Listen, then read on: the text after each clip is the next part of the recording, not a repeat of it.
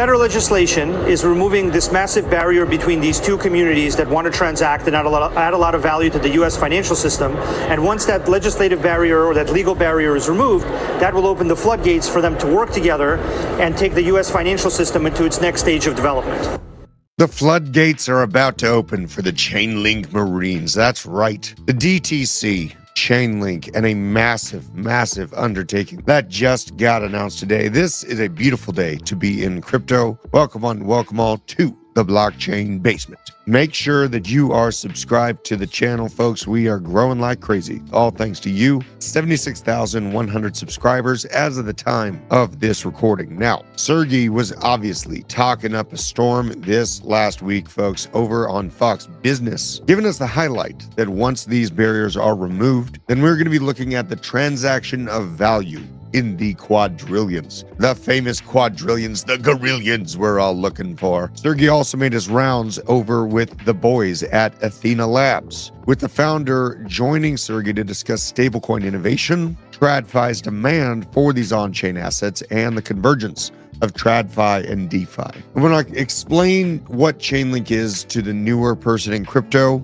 it is pretty simple. I'm a construction-minded person. Bitcoin is the ground of which Web3 is being built upon, the store of value. You have Ethereum and smart contracts, which are the utilities, the structures, and then there's Chainlink. Now, Chainlink, we know, is the communication layer, is the transportation layer between all of these wonderful systems being built. Without this transportation, these are siloed systems that mean nothing in the grander scheme of overtaking the existing infrastructure of finance. They cannot be siloed. They must be interconnected. Otherwise, you're sitting there in your parking garage with a fancy Ferrari and layer one like AVAX or Solana, but it can't communicate across the rest of the chain on a dirt road. You'll break your bumper off. You need paved roads. You need Chainlink. Now, Chainlink also has some major announcements coming in regards to the DTCC. There's a post from Nick Pesky, Dogecoin millionaire. What kind of haircut is this, Nick? What are you doing? Link to $500 just became possible in 2025.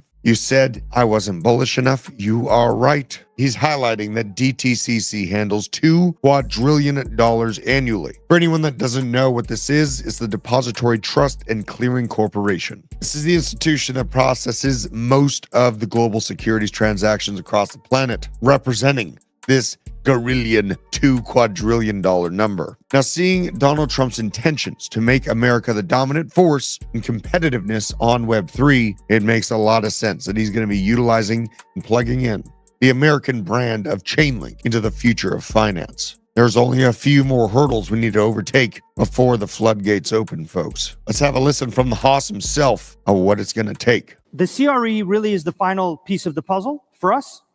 It's the thing in the system that's going to enable the interconnection of hundreds of Oracle networks, thousands of chains, all the world's data, all the world's payment systems into a single application.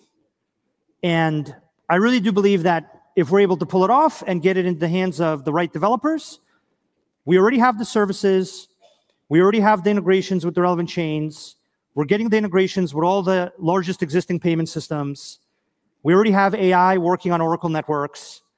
Confidential computing is entirely possible on Oracle networks in this model. If we can provide all of that through a single service and platform that people can interact with using their existing languages and models for building applications, then I think eventually the vast majority of blockchain-based applications can be built through this standard. What that would result in for all of us is a globally interconnected set of contracts, creating what I call the Internet of Contracts. And while CCIP will be the low-level protocol, and while the Chainlink data standards will be the low-level data protocols, and while they will transmit lots of identity information, they will transmit price information, they will transmit proof of everything else information, once we can coordinate all that information, and once we can coordinate all those connections in a single environment with a single reliable piece of code that can be proven to counterparties as being reliable, that is when I think things will really accelerate for both our industry and for the adoption of the Chainlink standard, partly because the industry will massively grow with a technology like this, in my opinion, and because the technology that lets the industry grow in this way will be at the epicenter of its growth. Understanding concepts like this and realizing that the existing infrastructure of finance and data communication is a massive ecosystem. There is not going to be one particular chain that rules them all. Why I'm so convicted into Chainlink right under Bitcoin, it goes Bitcoin and Chainlink in my mind for the best holds, is because the communication of this information has got to be secure